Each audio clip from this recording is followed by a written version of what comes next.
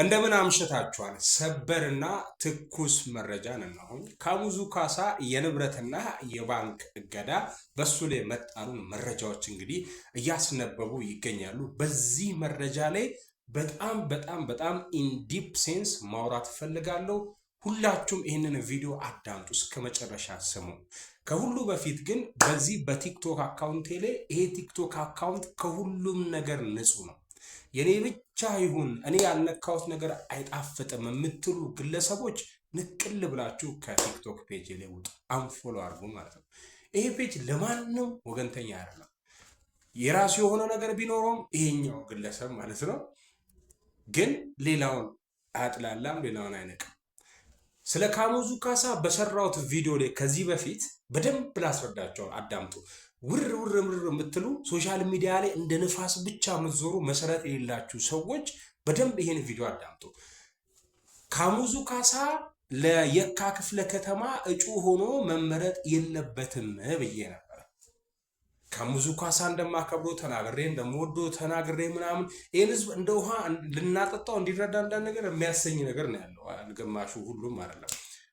እና ስለ ኮመንት ሴክሽን ላይ የተሳደባቸው ልጆች አሉና ምንድነው ያሉት? የወላይታ ህዝብ አልተማረም እንደማለት ነው። እንደዛ ማለት ፈልገ ነው ወይ ምናምን ያላችሁ አንተ ከአፍ እስከ አፍንጫ ስለምታስብ ነው እንጂ እንደ ወላይታና እንደ ወለጋ የተማረ ሰው እንደሌለ ሙሉ ኢትዮጵያ ይመሰክርልሃል። አንተ ቶሎ ብለህ እንትን ለማለት ራስን ኢምፒሪቲ ስሜት ስላለበት ነው እንጂ ካሙዙ ካሳ ይችላል እኮ ጀጅ አርገናል፣ በጣም ምርጥ ነው ብለን ማለት ነው። ግን ኢትዮጵያ የተማረ የተመራመረ ሰው የላትም ወይ?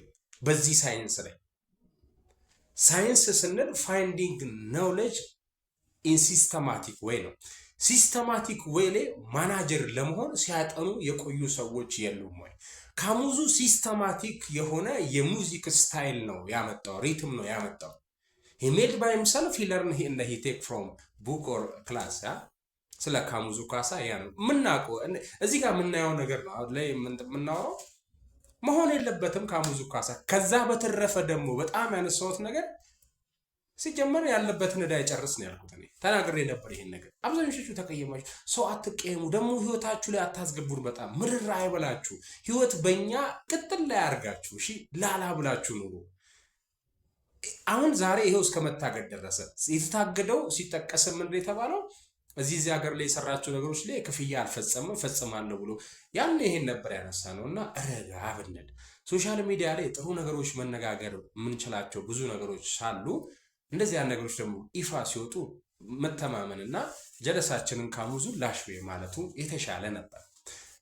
ሌላው ትልቅ ጥያቄ ሆነብኝ፣ ካሙዙ ካሳ ለዚህ ስልጣን የበቃው ብልጽግና ነው ካሙዙ ካሳን የደበቀው ወይስ ካሙዙ ካሳ ነው ምክንያት ፈልጎ ብልጽግና ውስጥ መሸፈን የፈለገው? ወይ ደግሞ ሌላ ፓርቲ ነው ግፊት አድርጎበት ፖዚቲቭሊ ግፊት አድርጎ ወደዚህ ነገር እንዲገባ ያደረገው?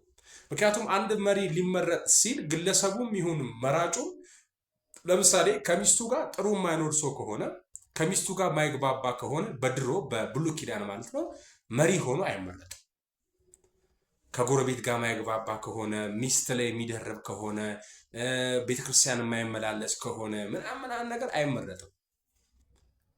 አሁን ካሙዙ ካሳ እዚህ ነገር ውስጥ አለበት አይደል?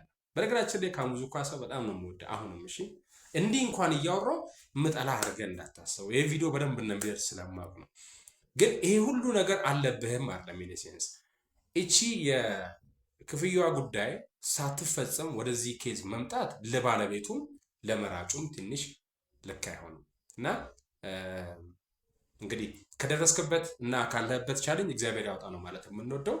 ህዝቡ ግን ቪዲዮ የምትሰሙ ሰዎች ቪዲዮ ላይ አትፍረዱ እሺ። ቪዲዮ በጣም ሰዎችን ጨለምተኛ ያደርጋል። መጽሐፍ አይደለም። መጽሐፍ አይምሯችን የሆነ ነገር እንዲያሰላስል፣ ቪዲዮ ግን ዝም ብለህ አይተህ በጨለማው እንድትለቅ ያደርጋቸዋልና ረጋ ብንል ከምንም ሞት ይሰራራል የሚለውን ማየት ምናምን ነገሩ። ያቺ ልጅም ስትሞት እኮ አፍጥኝው ምናምን ያለ ህዝብ እንደዚህ ያነገር እንዳልሆነ ይሄ እንትን ያልና ኤኒዌይ ቴንክ ዩ። የካሙዙ ጉዳይ እንግዲህ እዚህ ደርሷል ለማለት ያክል ነው። ቴንክ ዩ